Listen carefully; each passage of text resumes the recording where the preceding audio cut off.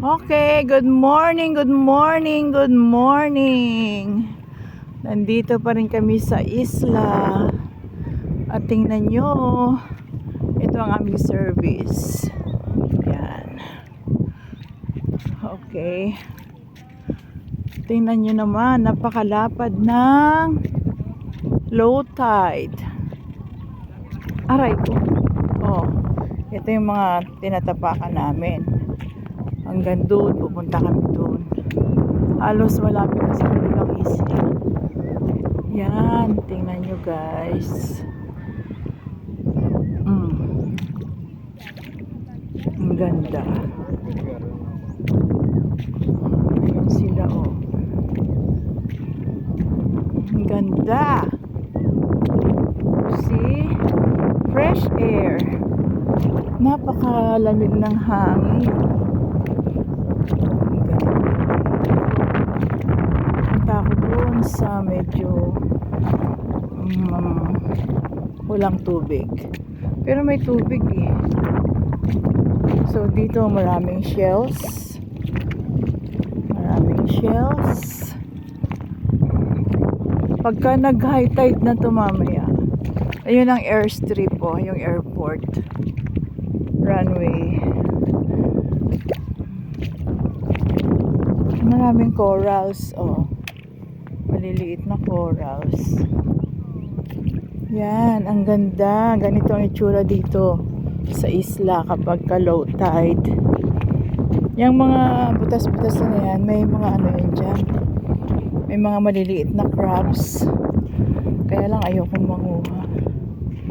Baka mamaya kagatin ako. So yan, bahayan yan ng mga maliliit na crabs. Yan o, yung mga nakatumpok-tumpok na yan. Oh, diba? Ang ganda guys, grabe.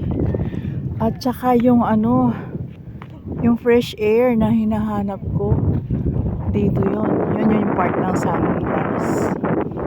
Yan. Yun yung Mount Opao. Actually, may mga nakakarating doon sa taas na yun. Then, makikita mo na. Ha? Diyan? Malaki? Tapos overlooking. Pag nandun ka sa tuktok nyon, ito yung nakikita sa bayan namin na tulis na portion ng isla. Pag nakarating ka dyan sa taas, from dito sa baba, mga 1 hour daw yan aakyatin. Yan. Syempre may kasamang yung medyo ano lang, lakad na alalay lang. Tapos malapad pa yan dun sa likod. Pagdating mo daw sa tuktok niyan, makikita mo na yung paligid nitong isla. So doon sa kabilang side, makikita mo na ang Negros. Dito naman sa kabilang side, kita mo na yung Gigantes Islands. Basta yung kapaligiran nito, kita mo na siya, lahat ng isla. Dami oh. Yung isla na, ayun ang bayan namin yung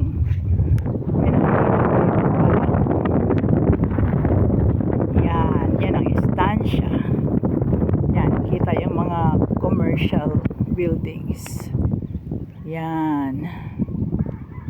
Kita pa dito sa isla, ang layo nito. So ganyan siya ang aming bayan.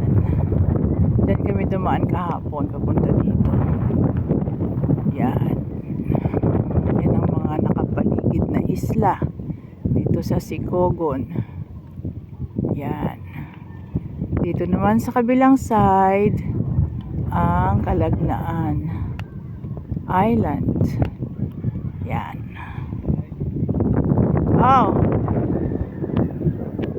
Nong.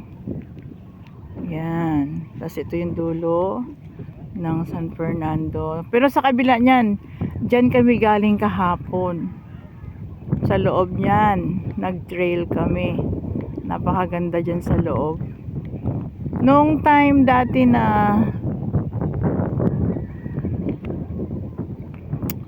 kasikatan nitong Sicogon, wala pang Boracay. Ito kasi yung unang naging resort dito. Naging commercial pagdating sa resort. Yung parang ano siya ng tourism dito sa lugar na to ang nauna. Nauna pa siya sa Boracay. Kaso, natutukan ang Boracay, ito naiwan. Kaya, yung mga cottages na nandyan, overlooking dito sa dagat. Ayun, syempre nasira na sa tagal ng panahon. Pero pinuntahan namin kahapon, nandyan pa yung mga bakas ng mga buildings nila, yung mga simento, mga ano. May swimming pool dyan sa loob. Ngayon wala na. Tapos na yung lugar na to na medyo malapad. Mababa lang. Ano siya, airstrip, runway ng airport. Yan. Yun. Airport dyan. Runway yan. Yan. Hanggang dun. Ang terminal ng airport dito, sa paanan nun. Nung bundok na yan. Sa paanan yan. Sa paanan ng Upaw. Dito. Ang ganda dito guys. Grabe. At saka talagang bonus pa yung hangin na napaka-fresh. Okay?